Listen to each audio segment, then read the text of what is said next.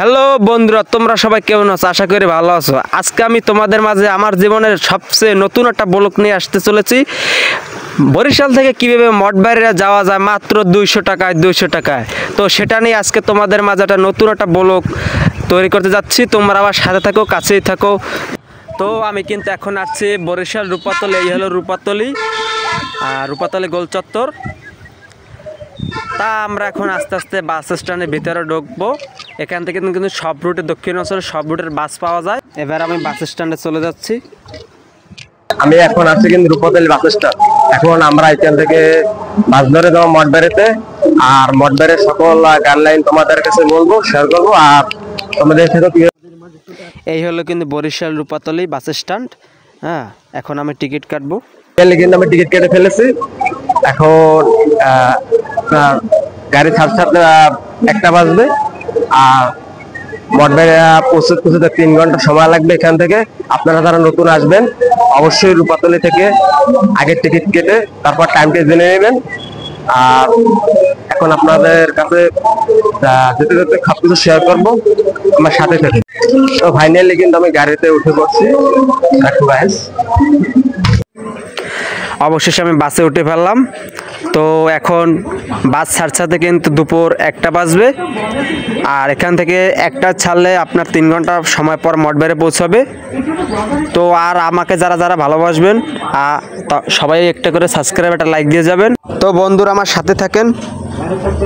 Finally কিন্তু আমাদের বাস এখন স্টার্ট করছে।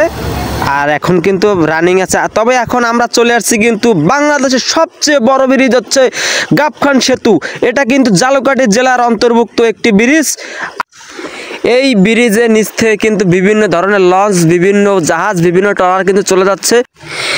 যেমন ট্রলার লঞ্চ চলে যাচ্ছে, তেমনি এই ব্রিজের উপর থেকে কিন্তু বিভিন্ন জেলার, বিভিন্ন উপজেলা, থানা, গ্রাম, ইউনিয়ন পর্যায়ে বাসগুলো এই ব্রিজ পার হয়ে যেতে হবে। যেমন পিরিজপুর, মঠবাড়িয়া, কাউখালী, ভান্ডারিয়া, বিভিন্ন।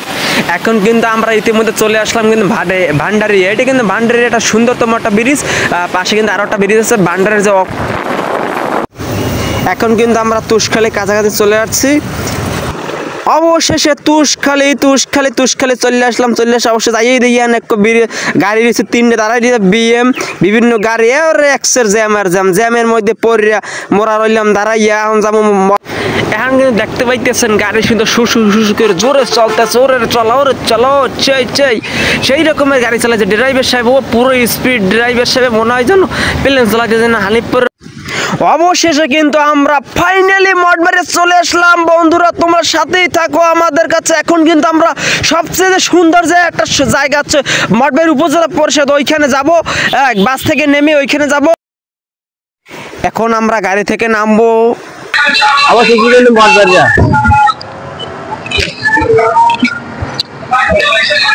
মঠবাড়িয়া পৌঁছাইলাম।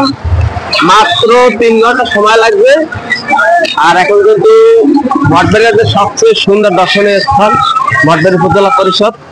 এই দেখো মঠবাড়িয়া। এই জায়গাটা হচ্ছে কিন্তু মঠবাড়িয়া মেইন সড়ক। এখান থেকে কিন্তু বরিশালের টিকিট কাউন্টার। ইতিমধ্যে কিন্তু আমরা সেই জায়গায় পৌঁছে গেলাম। তো মঠবাড়িয়া উপজেলা পরিষদ, যেটা সবচেয়ে সুন্দর একটা জায়গা। এই যে ভালো, এটা দেখার জন্য খুবই মানুষ আগ্রহ। মঠবাড়িয়া উপজেলা, এই হচ্ছে মঠবাড়িয়া উপজেলা। এখান থেকে বিভিন্ন জায়গা যাওয়া হচ্ছে। হ্যাঁ, অবশেষে ফাইনালি কিন্তু মঠবাড়িয়া এসে পড়ছে উপজেলা পরিষদের সামনে। এই দেখো উপজেলা পরিষদ। আর তো আমি কিন্তু এখন মেইন সড়কের পাশেই আছি। অর্থাৎ এটা হইলো মঠবাড়িয়া মেইন সড়ক, তার পাশে উপজেলা পরিষদটা গঠিত হয়েছে।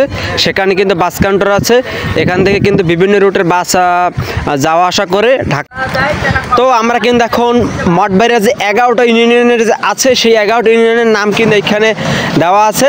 তোমরা দেখতেই পাচ্ছ যে অনেকগুলো নাম আছে। এইগুলো নামগুলো হচ্ছে কিন্তু মঠবাড়িয়া যে 11টা ইউনিয়নের নাম এখানে লেখা আছে। আর এই নামগুলো কিন্তু একটা অনেক সুন্দর। তাই তোমরা সবাই ভালো থাকো, সুস্থ থাকো। আগামী পর্বে দেখো মঠবাড়িয়ার সৌন্দর্য। মঠবাড়িয়া যত সুন্দর স্থানীয় আছে সবকিছু আমার দেখানো হবে। এই বললে ধন্যবাদ।